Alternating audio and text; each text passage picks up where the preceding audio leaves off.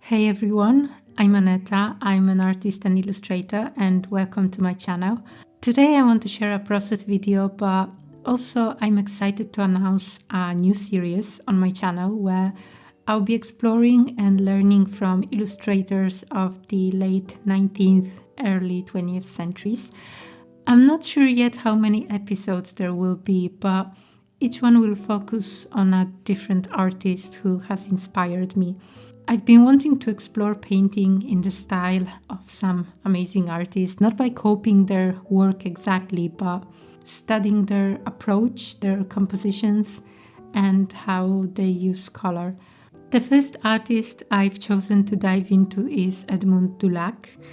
I'll share more about him and how I tackled this piece a little later on.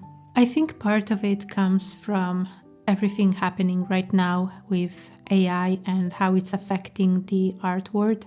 It made me reflect on my own journey, all the times I put my energy into styles or ideas that didn't really feel like me, or those long periods where I felt stuck and couldn't create anything at all.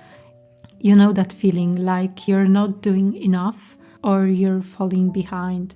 It's been a bit of an emotional mix in my head, hard to put into clear words, but there's one thing I always remind myself during those times. Even if everything else is taken away, no one can take away the skill of creating. There have been times when I didn't have access to my painting materials, but I had my tablet and my skills. Even if the results weren't perfect, creating digital art during those periods kept me connected to my passion. That's why I believe it's so important to keep developing this skill if you have it in you, to hold on to it. One thing I truly love is searching for inspiration. I love visiting exhibitions when I can, collecting art books and illustrated books overall, and scrolling through illustration boards on Pinterest. And maybe you felt this too, it can be too much sometimes. Overstimulation can leave you just as stuck as before. When there's too much beauty or too many options, it's hard to focus or start anything at all. What usually helps me out of that feeling is narrowing in on one artist I really admire. Whether they're from the past or someone contemporary, I'll often study their work. It doesn't mean copying every detail or using the same tools, just trying to understand how they think, how they build an image, and maybe creating something they might have made. And if I'm overwhelmed, I'll just make a simple study or sketch of one of their pieces, something just for myself, to learn and reconnect. And you know what's kind of funny? Every time I do a study or copy of an artwork I really admire, I often end up losing that obsessive feeling I had for it, like the mystery fades a bit, but in a good way. My admiration is still there, but it becomes calmer, more grounded.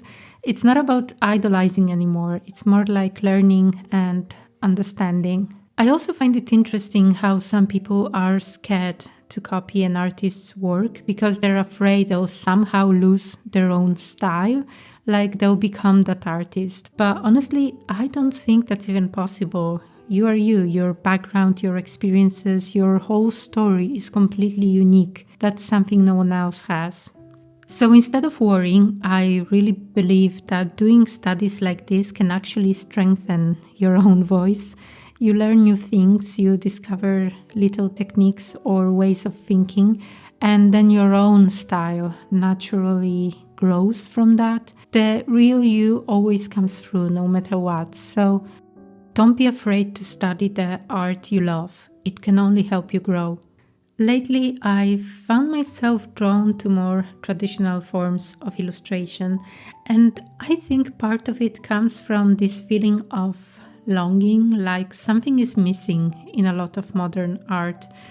Don't get me wrong, there's nothing wrong with modern styles or approaches to drawing. Everyone has their own way of expressing themselves, and that's a good thing. Sometimes I really miss the kind of illustrations that helped shape what we now call modern illustration, the ones that had so much heart and storytelling in them. Maybe it's just the algorithm feeding me the kind of content it thinks I want, and maybe I'm wrong, but it feels like a lot of people are starting to feel tired of the fast pace of everything. More and more often, I see artists looking back, romanticizing the past, and trying to bring some of that magic into their work. Of course, the past wasn't perfect, we know that, but I think we are all trying to take the best parts from those times, the beauty, the quietness, the craft, and find a way to bring them into our lives and into our art today. Now, a bit about Edmund Dulac. I won't go into his full biography, but in short, Edmund Dulac was a French-born illustrator who became a key figure during the golden age of illustration in the early 20th century. He was famous for his artwork in classics like The Arabian Nights. Besides books, Dulac also designed stamps and banknotes and whatnot. Overall, he was one of the leading artists of his time. I decided to start with him because I see many elements in his style that feel similar to what I do now. In a way, he was a good starting point for me. I don't want to undermine his art. I'm nowhere near his level of craftsmanship, but if you know my work and see this piece, you might notice some similarities. From what I found, it seems like he worked with sepia ink, watercolor, and sometimes gouache. Now, I didn't try to use the exact same materials, that wasn't the point. My goal was to understand how he approached things like fabric, movement, and mood in his illustrations. One thing I love about his work is that vintage warm tone you often see. It made me wonder, was it a base layer he used, the type of paper, or just the natural aging of the artwork over time?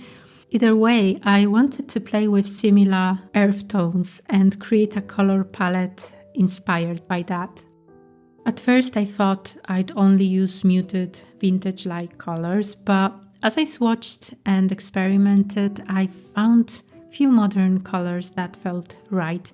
My favorite turned out to be Rembrandt's Terra di Siena Bruciata. It gave me the perfect warmth I was looking for. I did the initial sketch in Procreate, printed it, and then transferred it to watercolor paper with my lightbox.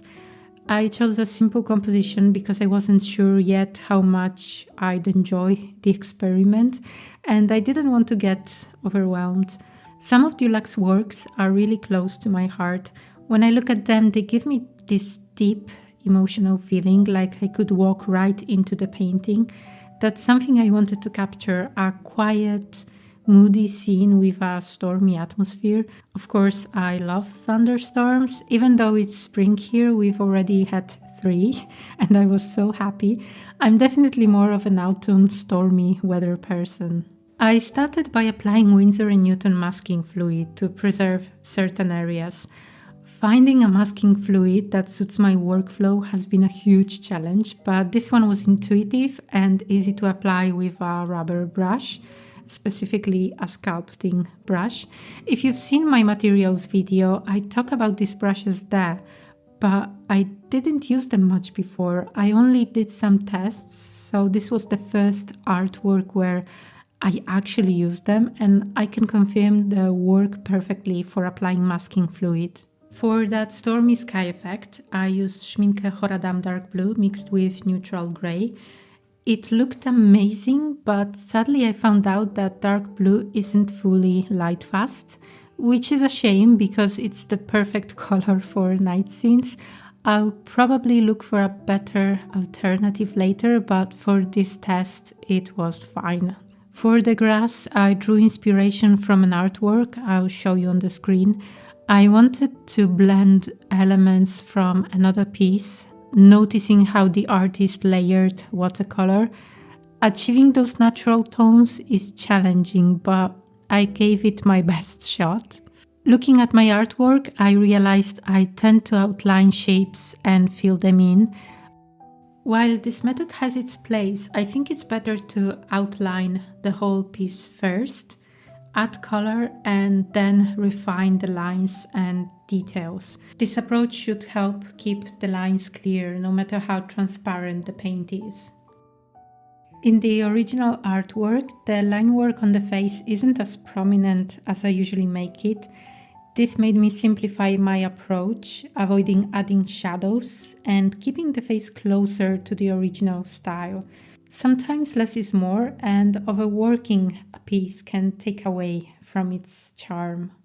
Painting the fabrics was easier for me. The style matched my usual approach, and the original artist's technique was similar, so I felt comfortable with this part. I considered adding a dog to the scene, imagining the character and her companion caught in the wind before a storm. However, after looking at another of the artist's works, I noticed he preferred a simplified approach to animals. This influenced how I depicted the dog, simplifying its form. I'm not sure if this fits my usual style, but I like the balance between simplicity and detail. Not every element needs intricate detailing. Sometimes suggesting details lets the viewer's imagination fill in the gaps. A turning point was when I lifted paint to create stone effects on the ground. This technique made me realize that instead of drawing and filling each stone, lifting paint can achieve a more natural look, making the background feel more cohesive. I only realized towards the end of this piece that I need to incorporate this technique into my future works. I know there are lifting mediums out there, but I'm not sure how they work. If you have experience with lifting mediums, let me know. Maybe I don't need to lift the paint too much, and it's more about leaving an accent on the paper. To be honest, I'm not really happy how this piece turned out, and I won't lie about that. I was relieved when I finished it, but I wasn't proud of it. What I learned is that it's very hard to get into someone else's mindset. I can still see a lot of myself in this piece.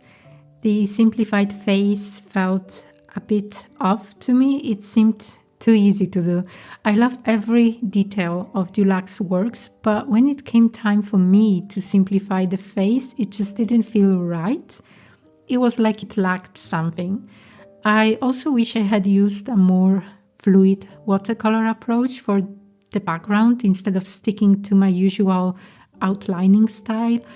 I can clearly see how Edmund Dulac allowed the watercolor to flow, and I think that would have been better here. What I do like about this piece, though, is the overall mood. That's something I think I succeeded at, and it's exactly what I was aiming for. I also appreciate the storytelling element and the simplified dog. I'm not sure if I'd continue simplifying animals in my future work, but it made me think about that balance I talked before. So those are my takeaways from this piece. I'd love to hear your thoughts, not just on my work, but also on your own creative process. What are you seeking to express in your art? What are your struggles and breakthroughs? If you enjoyed this video, please like, share and subscribe, and stay tuned for more episodes where I'll dive deeper into the works of some of my favorite illustrators. Thanks for watching and see you soon. Take care.